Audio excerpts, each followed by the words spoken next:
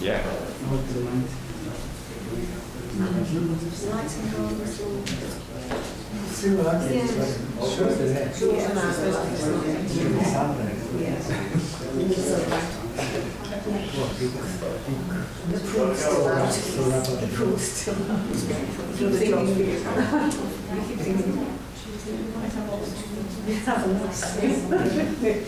Today was only 16 and it was 16 degrees. My photo popped up on my phone, Josie, now like 3 years across the beach today. And it was sunglasses and a vest top, so it must have been warm. Well, it's going to be 18 again tomorrow, so 18 today, 18 tomorrow. Saturday, there might be a bit of rain. That's why I reminded you a couple of weeks ago it was going to be the event, because I thought, oh, you've got to heard this, it will change it. No, I can't, because she works full time, so she works book of it every 4 weeks. She can't be going either. No, because she works during the week, she works in the college. And weekends, so she's not full day. She's saying it's between. So what's her job? Theatre assistant, and she's a trained, yeah. No, say that.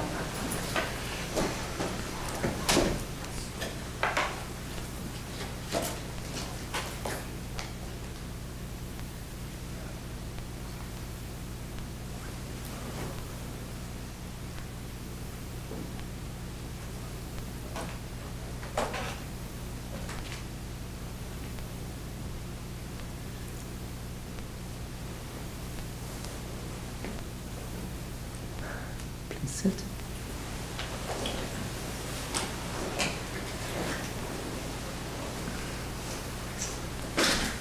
Good evening, everyone.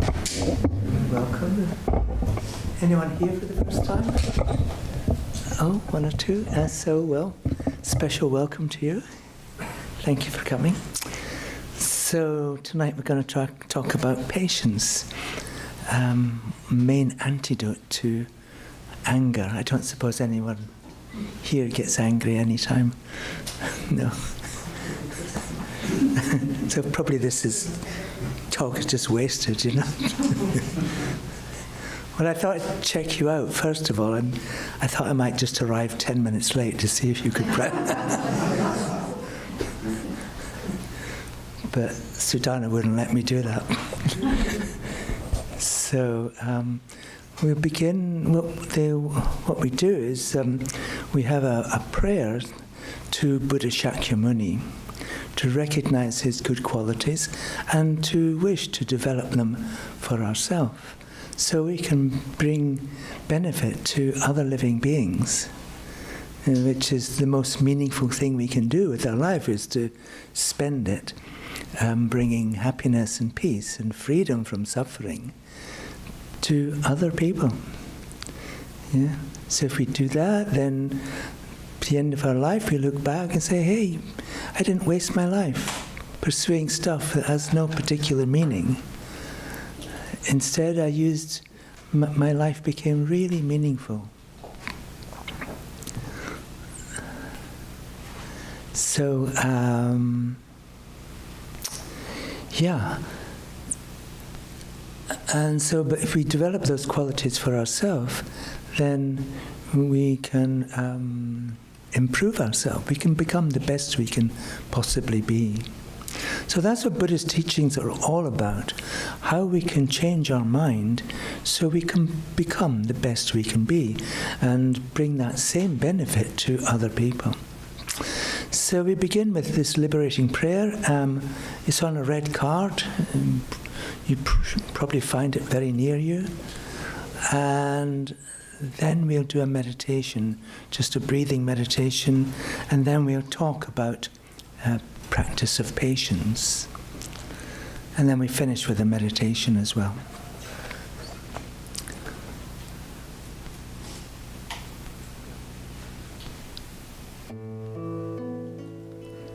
O Blessed One, Shakyamuni Buddha, precious treasury of compassion, bestower of supreme inner peace, you who love all beings without exception, are the source of happiness and goodness, and you guide us to the liberating path. Your body is a wish-fulfilling jewel. Your speech is supreme purifying nectar, and your mind is refuge for all living beings. With folded hands I turn to you, supreme, unchanging friend. I request from the depths of my heart, please give me the light of your wisdom to dispel the darkness of my mind, and to heal my mental continuum. Please nourish me with your goodness, that I in turn may nourish all beings with an unceasing banquet of delight. Through your compassionate intention, your blessings and virtuous deeds, and my strong wish to rely upon you, may all suffering quickly cease, and all happiness and joy be fulfilled, and may holy Dhamma flourish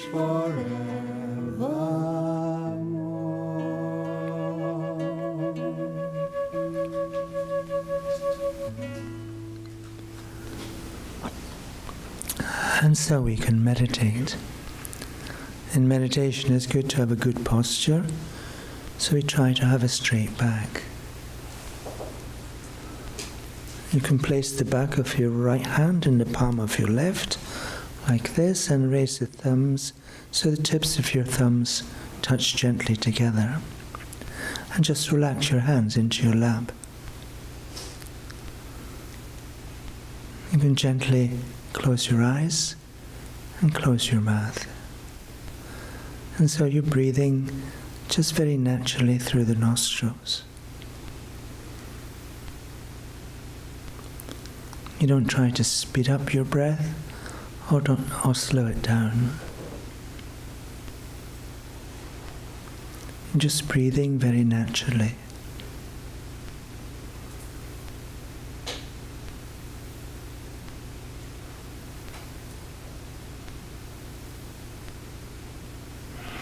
And we can do the meditation that is called black and white breathing.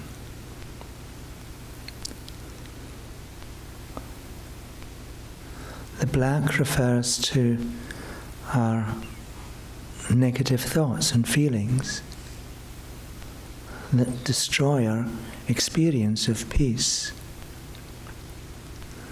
And the white refers to the blessings of holy beings who, out of compassion for you, pour down their blessings in the form of white light, their best wishes for you in the form of white light. And so we do this meditation in conjunction with our breath. So we begin by imagining and contemplating all the negative thoughts and feelings that we occasionally have.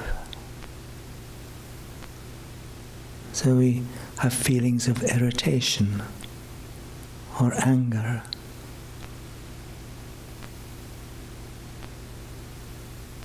thoughts of jealousy, wishing others not to be happy,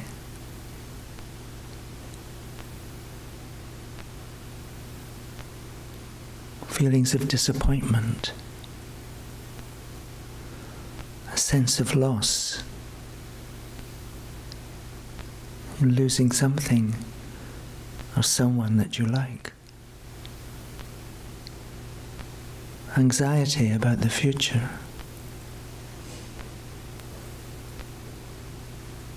difficult memories that make your mind unpeaceful. Imagine all of these little pieces of negative mental energy. They all transform into black smoke. Every last piece of negative mental energy transforms into black smoke, and it gathers inside your body at the level of your heart. So there's a small cloud of thick black smoke at the level of your heart. And imagine you're seeing this. And you realize this is everything that's destroying my experience of peace. It's destroying my peaceful mind. And so you desperately want to be free. And so every time you breathe out, breathe away some of this black smoke. And as the smoke leaves your body, it vanishes into empty space. So just by breathing out, eventually, all that black smoke will disappear from your body.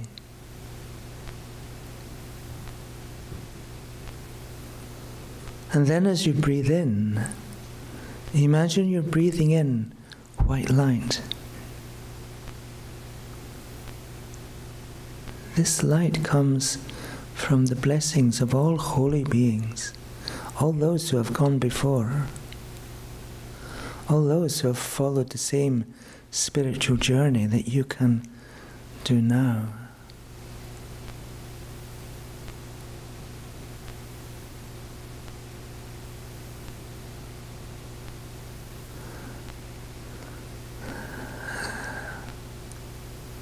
And so as this light comes to you, you just breathe in the white light.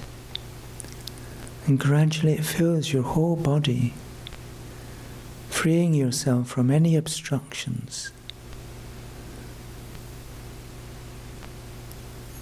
Filling your mind with positive energy and positive thoughts that inspire you and give you confidence.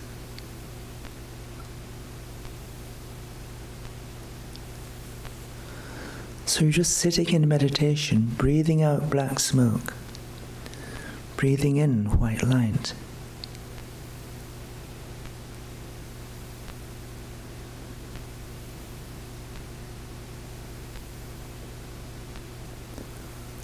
You're joyfully feeling that you're freeing yourself from all this negativity and breathing in this inspiring white light.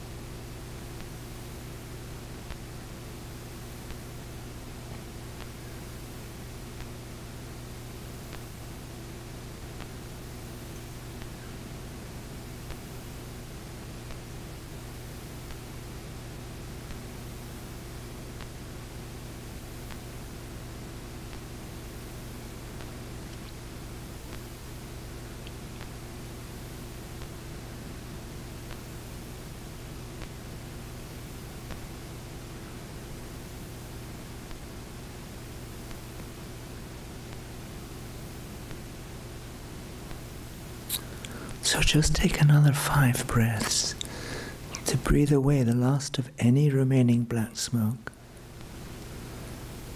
And fill your whole body and mind with white light.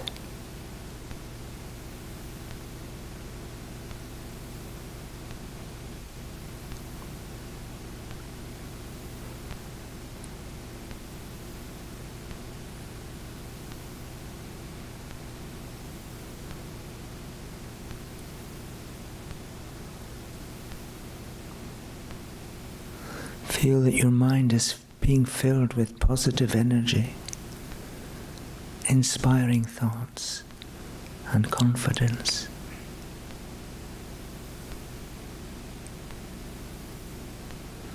As if your mind has become completely clear and clean, free from the darkness of your own negative thoughts.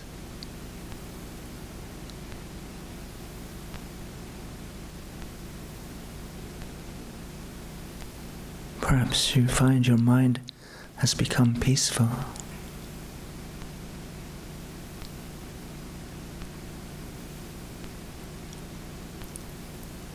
If your mind has become peaceful, try to remember that feeling. Because you can recreate it anytime, anywhere.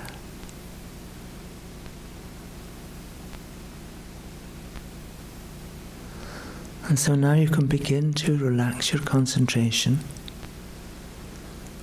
gently allowing your mind to become back to the room, become aware of your surroundings. And when you're ready, you can arise from meditation.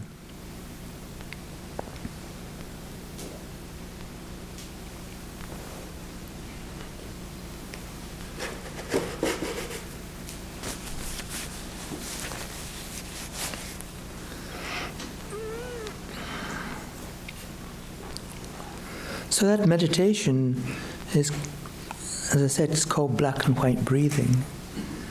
If you practice that, you get used to getting rid of your negative thoughts and being inspired by the blessings of other holy beings. Just, everybody, all the people who became enlightened beings, they were just like you and me, just ordinary beings to start with. But through the power of their own efforts, they followed a spiritual journey. They practiced meditating and they practiced improving their mind, and they became really special beings, which you can do too. So, one of the things that we need to practice is patience.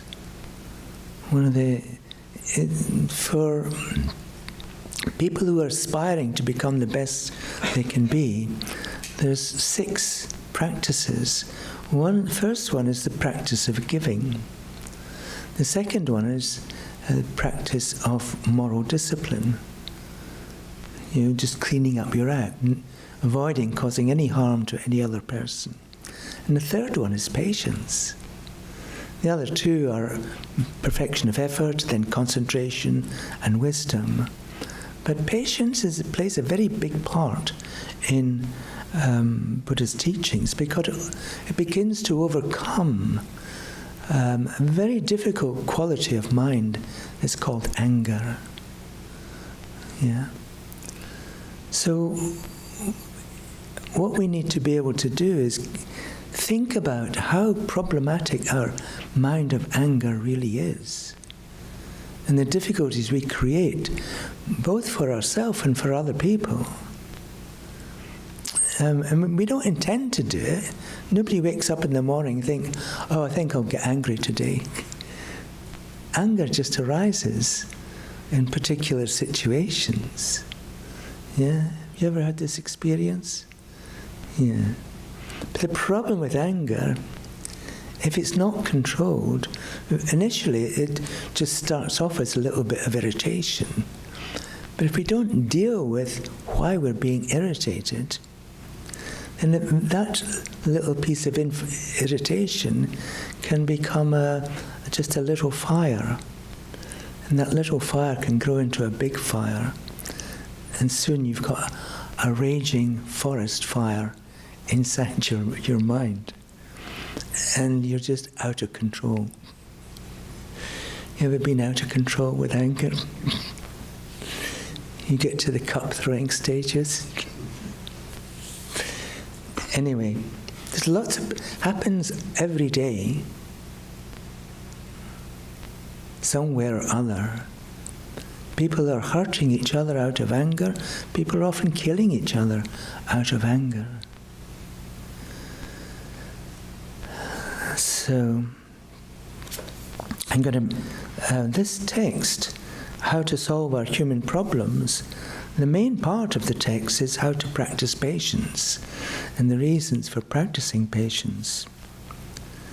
And like I said, we need to think about the faults of anger.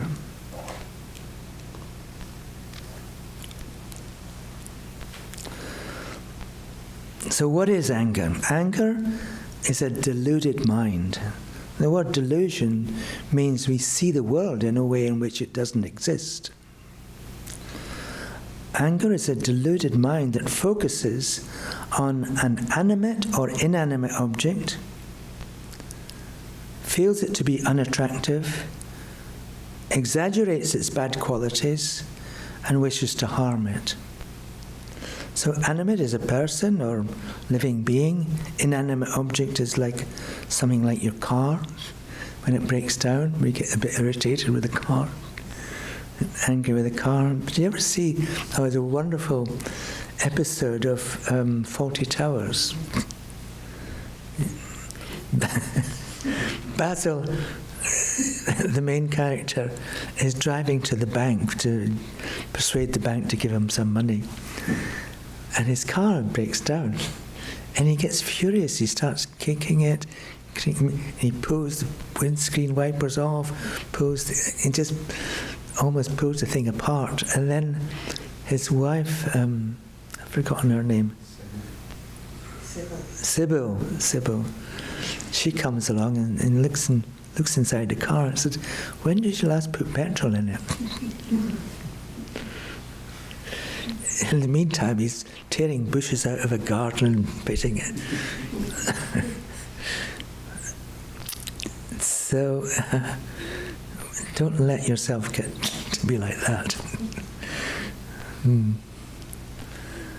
So, our mind focuses on an object, a person, for example, and we decide they have unpleasant qualities. Maybe they don't have unpleasant qualities all the time, but at least in this moment, they have unpleasant qualities. They're doing something that you don't like, or they're not doing something you would like them to do. And because of this, you feel that this person is being unpleasant. And then you exaggerate how unpleasant they really are. And you say things like, "You're always doing this." You ever said, nobody's always doing anything. But you think, you exaggerate. The word exaggerate means you blow up in your mind the unpleasantness more than it actually is or needs to be. And it becomes so intense, your vision of these bad qualities, that you wish to harm the person or change them in some way. And usually we harm people with our speech. Yeah. So we criticize them, we demean them, we insult them, humiliate them. Do we do that? Is it just me then? So, who do we mostly get angry with? Our friends and the people we live with, generally. because we become so familiar with what appears to us as their faults. Yeah?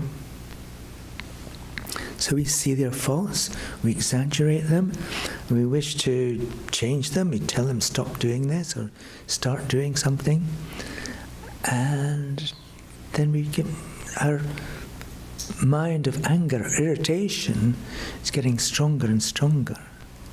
And then if they don't do what we want them to do, and the next day they still do the same thing, we get even more angry. And so it goes on. I told the story in another class just through the week. A friend, she lived in New York, and her husband was a very busy businessman, and he had to often go to meetings and so on and just race out of the house early in the morning to get into New York. And so often he would just leave his dirty clothes, particularly his socks, on the floor. And my friend, she said she would pick up her husband's socks and put them in the laundry basket a few times, but then she began to get annoyed with this. She began to feel that she was being disrespected. And she asked him, would you please put your socks in the laundry basket? He said, oh yes, I'll do that. But he did it for a little while, then the socks started appearing on the floor again. And so she told him, just look after your own socks. But it carried on. So she eventually said to him, if you keep leaving your socks on the floor, I'm going to put them in the trash.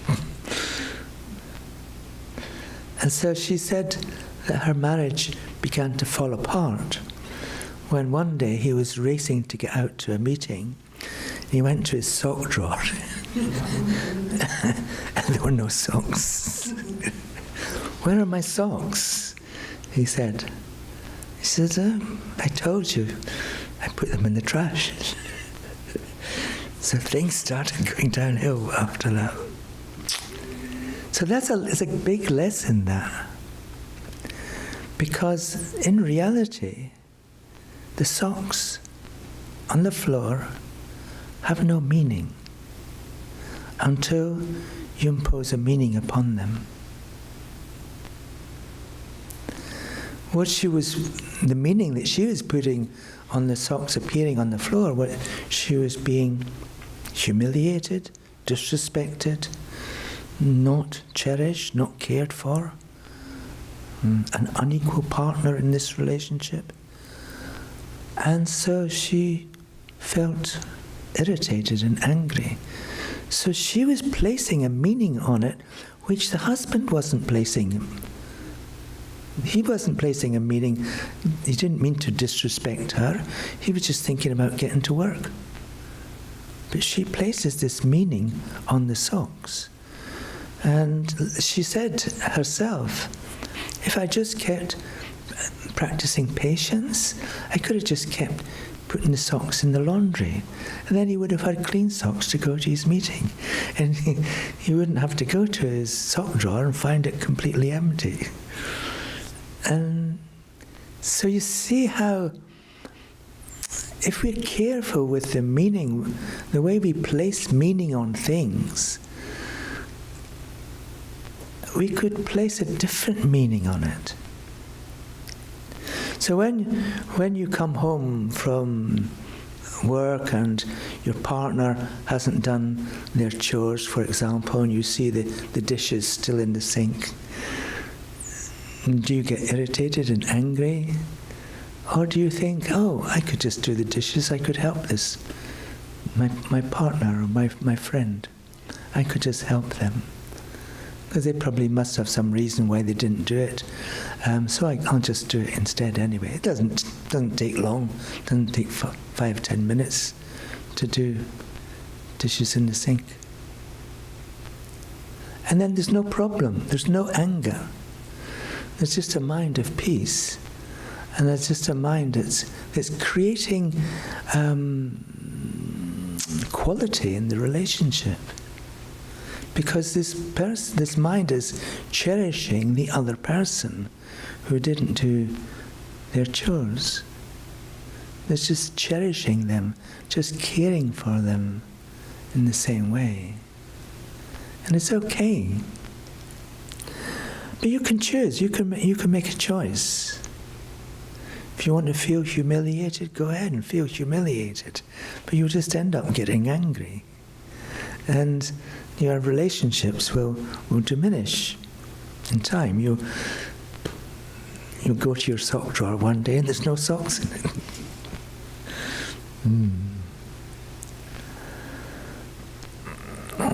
When we're angry with our partner, at that moment he or she appears to us as unattractive or unpleasant.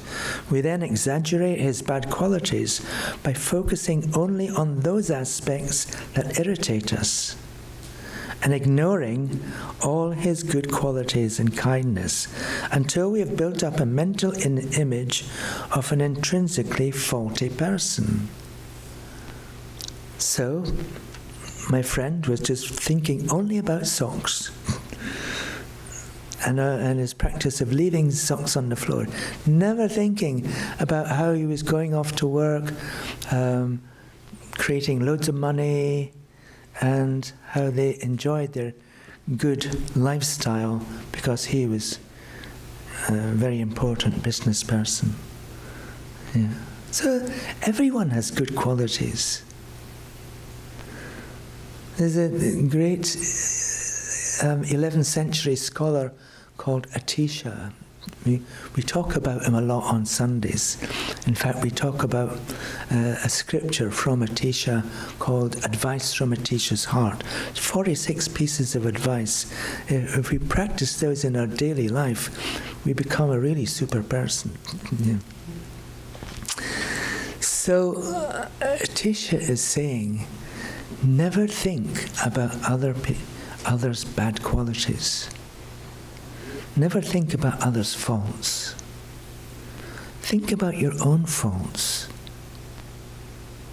and purge them, get rid of them as quickly as you can. Thinking about other people's faults never does any good. It only leads to a mind of anger. So, I think in the West, we're kind of brought up to think about other people's faults. No? Because we want to change the world, don't we? We want to fix the world, improve it in some way. And it's the people in the world who are faulty. Yeah? They don't behave properly. So we want to change them. Yeah. Which means that we're not accepting them as they are. See, the word patience means that we accept everything as it is. And so we accept other people as they are, warts and all. You know? And so we don't try to change people, we try to change our own mind.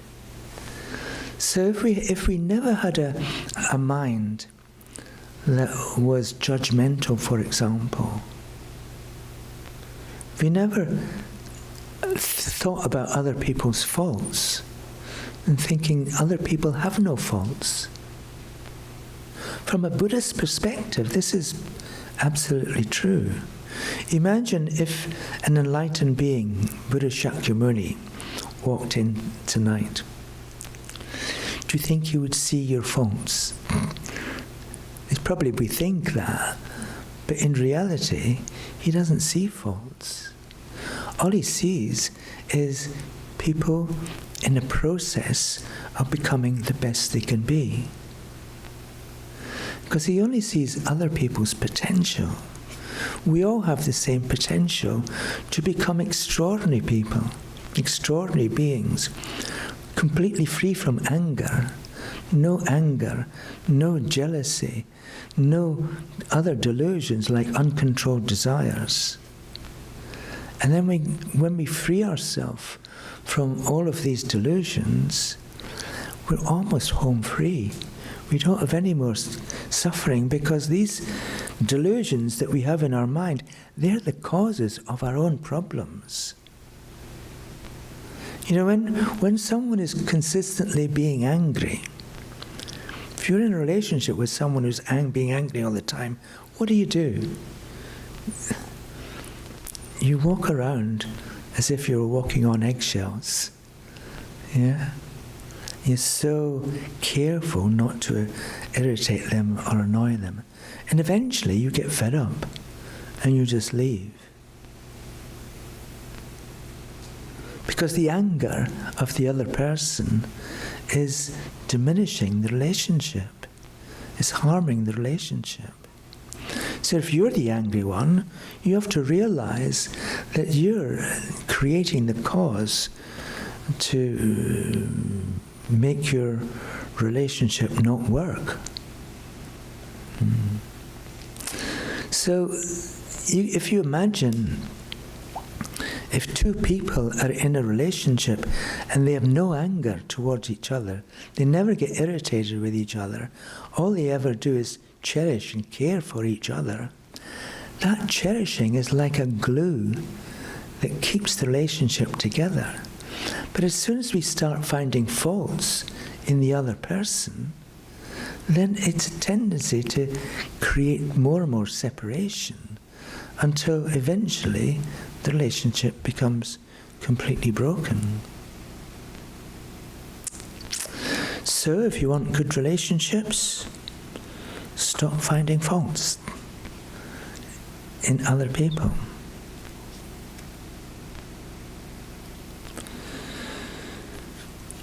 So, anger then, if we think about why we get angry, and there's many other faults of anger that we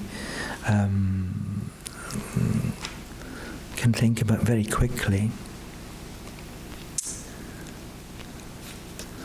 Very often we put ourselves in personal danger just to retaliate to someone that we feel has caused us harm. I think I've told a story before about a female astronaut who had been having a relationship with another astronaut in Florida. And then she moved to Texas, and then the other astronaut started a relationship with somebody else. And she heard about this and she was furious and jealous. So she got in her car and drove 2,500 miles without stopping, and took out a gun and threatened the other woman. And because of that, she ended up in jail, in prison, driven by this mind of anger and jealousy. Yeah, she's wanted to harm the other person. So, who can say that this could never happen to them? Yeah? No one, as I said earlier, no one decides in the morning, I'm going to get angry today. But anger just arises. Why does it arise? Mainly because our wishes are not being fulfilled. We think so much about ourselves that we want our wishes to be fulfilled all the time. It's called self-cherishing. When our wishes are not being fulfilled, we tend to get unhappy. Yeah? And when we get unhappy, that unhappiness is like a fuel that's just waiting for a spark to go off and explode. So that unhappiness, if someone says the wrong thing or does the wrong thing, then anger can arise very quickly. And so the problem then is, if we stopped wishing for ourselves to be happy all the time, we wouldn't get to this state of unhappiness.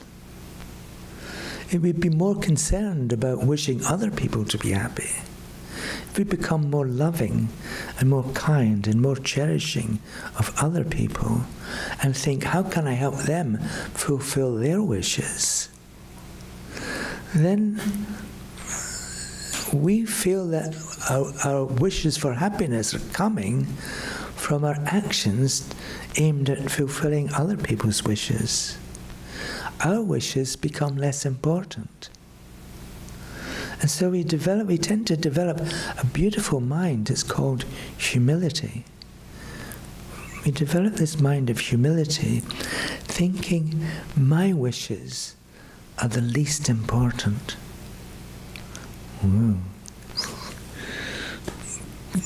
Could you dare to think like that? It's almost like if we stop trying to fulfill our own wishes, we could never be happy. There's a great paradox, because all the happiness in the world, which includes your happiness, all the happiness in the world comes from a mind that wishes others to be happy. So all of your happiness comes when you're wishing other people to be happy. That's a mind of love. And all the suffering in the world comes from a mind when we're wishing only ourselves to be happy. All our suffering comes from our own mind that's just wishing for ourselves to be happy. But you know this already, right?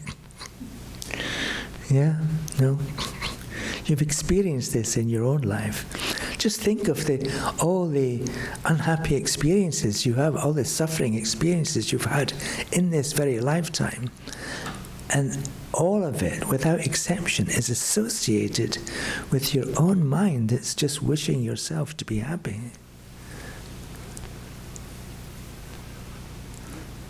Would you agree? Would you agree? Or no? Yeah. So if you realize this, then the great answer to this question of how to avoid anger and how to experience peace and happiness all the time is to work for other people's happiness. Because you would never get angry. Because you would have this mind of love. Yeah? This mind of humility. My wishes are not important. My wishes are the least important. But other people's wishes for happiness, that's more important to me. So let me work for the happiness of others. I'm not saying that we just work ourselves into the ground and we don't take care of ourselves. But the way in which we take care of ourselves, the intention of looking after ourselves, is to be able to bring benefit to other people. So we can have treat ourselves like an instrument, and we keep that instrument in good working order so we can bring benefit to other people. So at the present time, until we manage to acquire the ability to do that, to develop this humility and to begin to work more for other people's happiness. I'm not saying you give up your day job and just do voluntary work all the time. You don't need to change anything else. All you need to change is what you want to aspire to. And all you're thinking is, I want to be able to bring benefit to other people more and more. And ultimately, I want to be able to bring benefit to everyone I meet, everyone I think about. But what's stopping us right now is our attachment to what we see as worldly concerns. Worldly concerns. We're very attached to having more wealth, more stuff. No? You want a bigger house, faster car, more friends, more money to spend, better vacations, better everything. Yes? Better reputation, more praise, more people praising us. What else? More pleasure. We want to experience more pleasure. And so when we're having all these, most of our energy is directed towards the acquiring these things, wealth and respect and praise and pleasure and reputation, and avoiding losing them. We're unhappy if we lose them, we're happy if we acquire them. So they're called worldly concerns.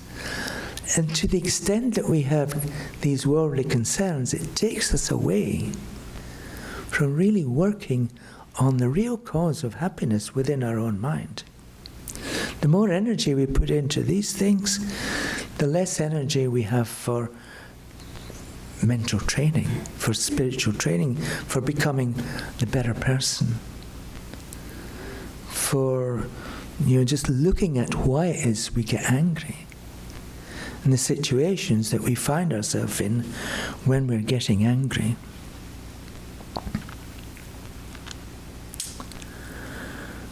It's very important to identify the actual cause of whatever unhappiness we feel. If we're forever blaming our difficulties on others, there's a sure sign that there are still many problems and faults within our own mind. So if you think you're unhappy because of something your partner is doing or saying, it's a mistake. You're unhappy because of what's in your mind.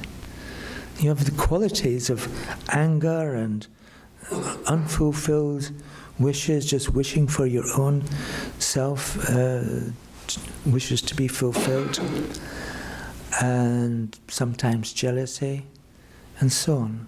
So if we have these qualities, these called delusions in our mind, they're always causing us suffering and problems.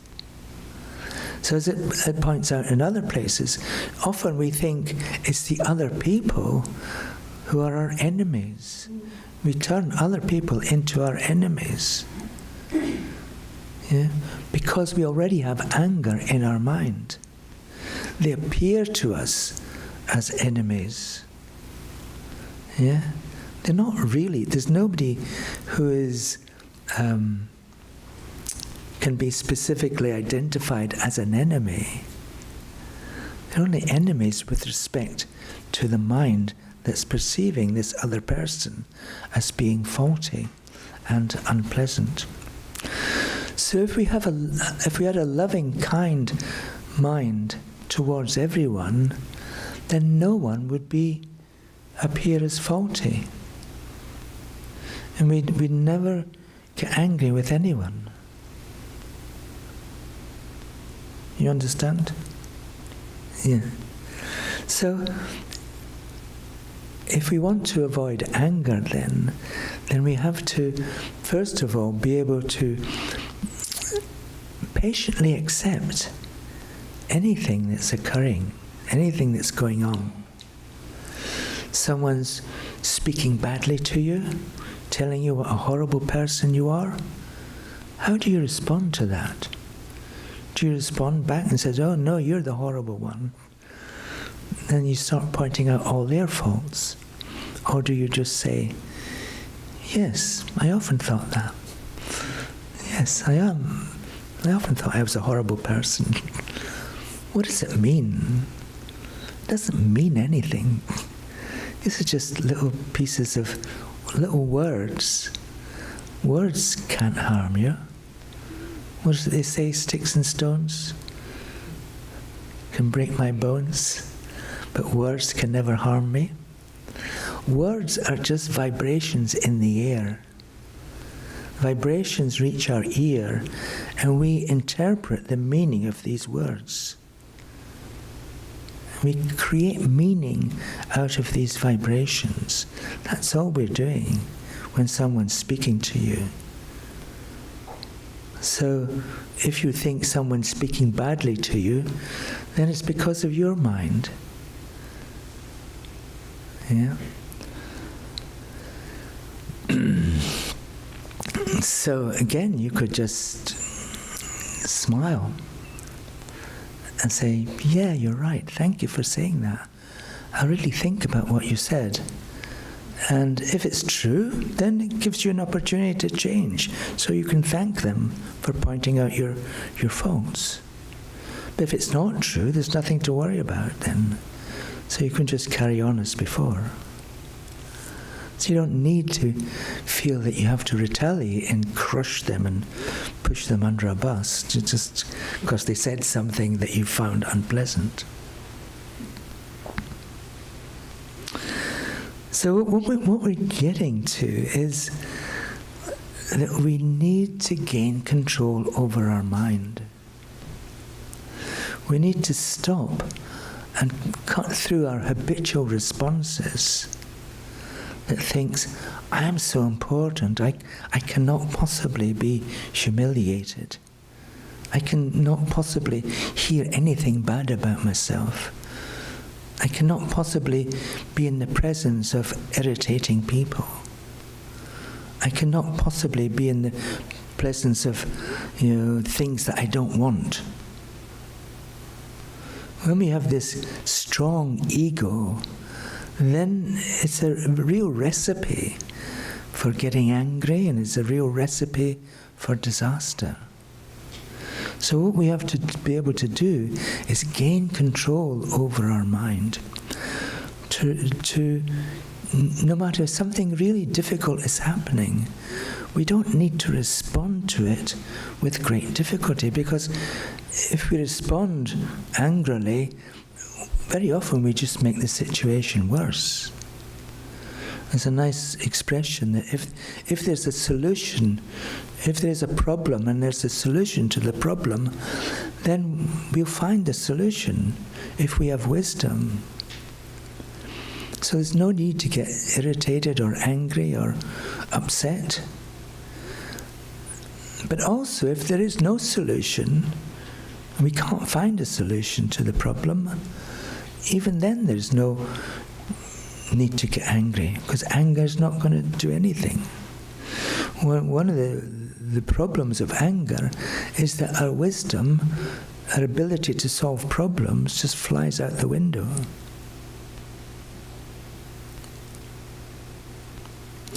So, but if we practice patience, just patiently accepting whatever. So maybe sometimes we just need to practice these things before we go out into the world. So maybe you should get a friend, maybe not too close a friend, and just ask them to insult you. And just play this game. You ask them to insult you and point out all your faults. And you just smile.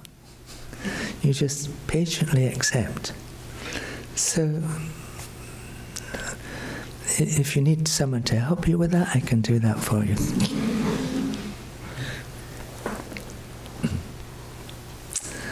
So, you could just imagine yourself in a situation like that. Someone saying terrible things to you, and you just remain peaceful. Even smiling. Thank you.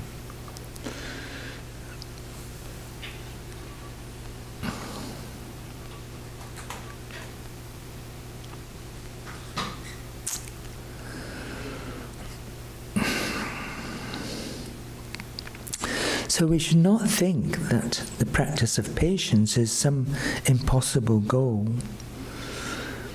By relying upon appropriate methods, many people have been able to cure themselves completely of their inner disease of anger. So maybe if you were to practice patience, become more loving, abandon your strong attachment to worldly concerns, abandon your attachment to the fulfillment of your own wishes, and you practice patience, maybe in a few years' time you're able to look back and say, I haven't been angry in all that time because I was practicing patience. I developed a mind of humility. I became more considerate and loving towards other people.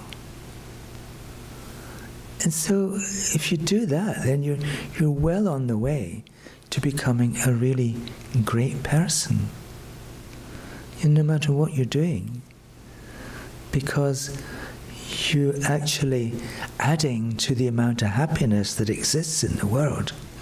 And you're not trying to extract as much happiness and peace and resources and wealth, etc., and praise and reputation for yourself. You want to give it away to other people. It's the Buddhist way of life, the Kadampa way of life. So, well, let's finish with a meditation then.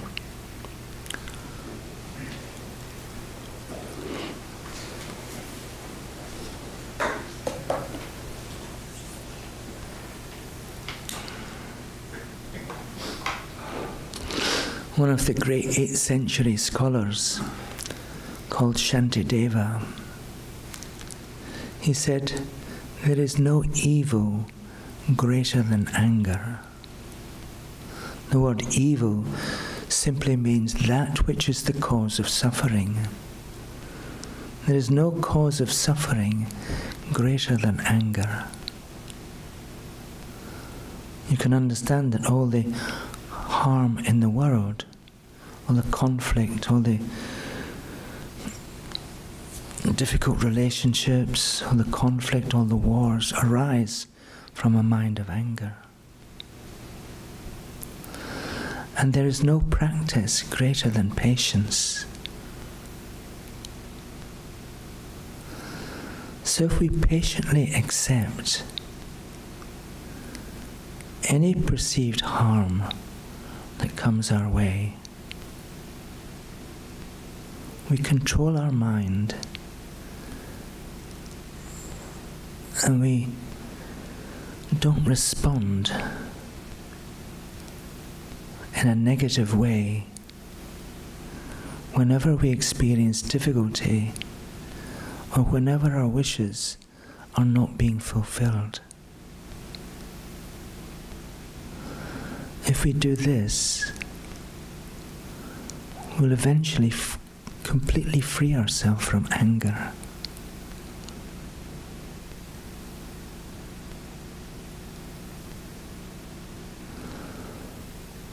So remembering there is no cause of suffering greater than anger, and no practice greater than patience. And so we make a determination. I will practice patience throughout the rest of my life. Patiently accepting whatever appears in my world. Not just gritting and bearing it, but learning to accept everything with a peaceful, happy mind.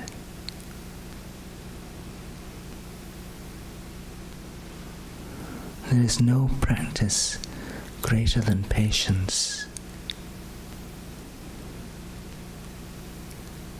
Therefore, I myself will practice patience for the rest of my life.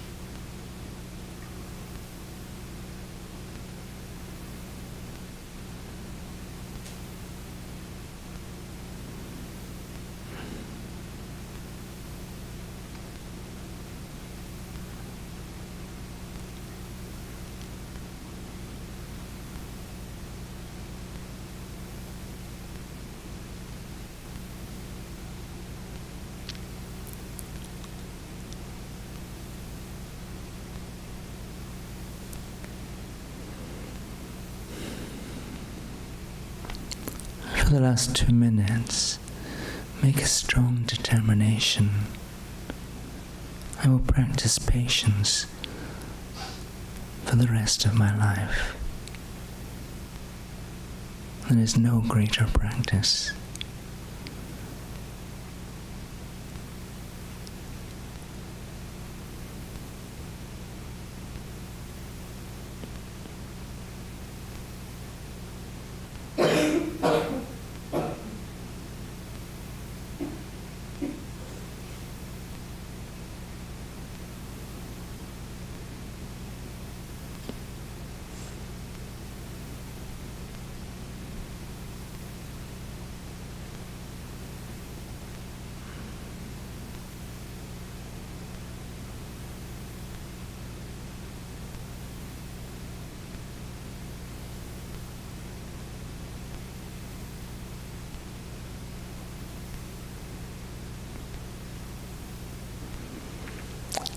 So now you can begin to relax your concentration, and when you're ready you can arise from meditation.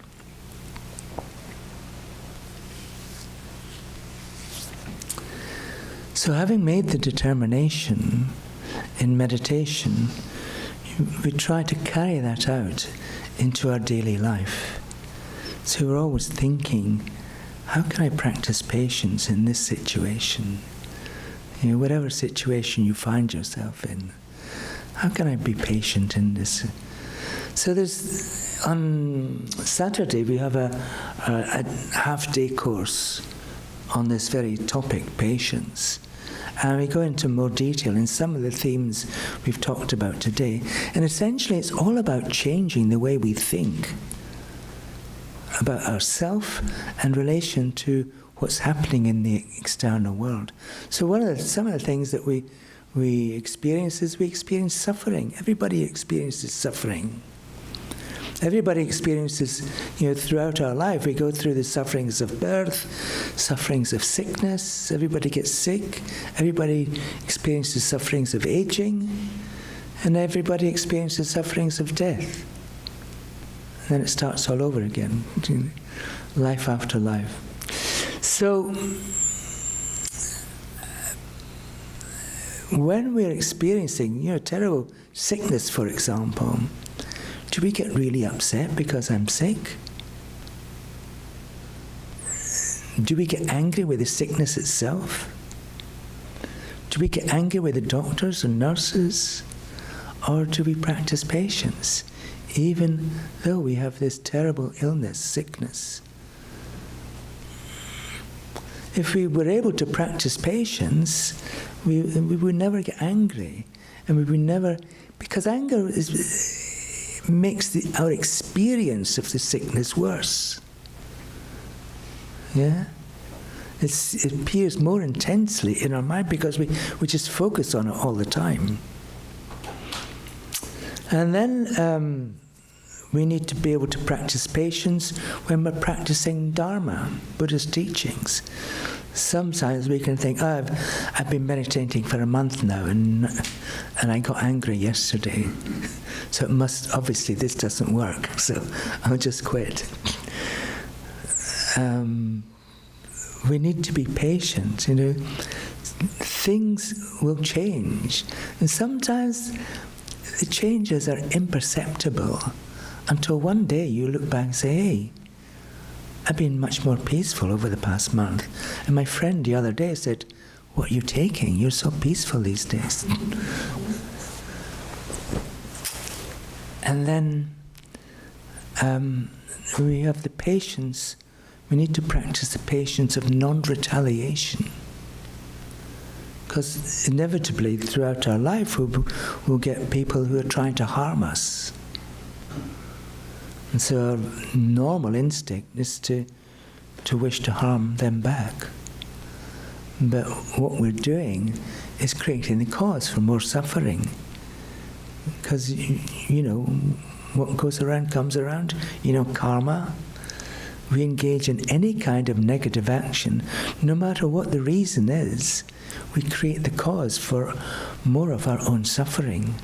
So if you want to be free from suffering, you have to be able to practice the patience of non-retaliation. So the Buddha taught different ways that we can change the way we think about things that will help us to practice these three types of patience. Patience when we're suffering, patience when we're practicing Dharma, and patience of non-retaliation. And that's on Saturday. So if you're interested, do come. Any questions? No. Okay, shall we finish? Thank you very much. Thank you.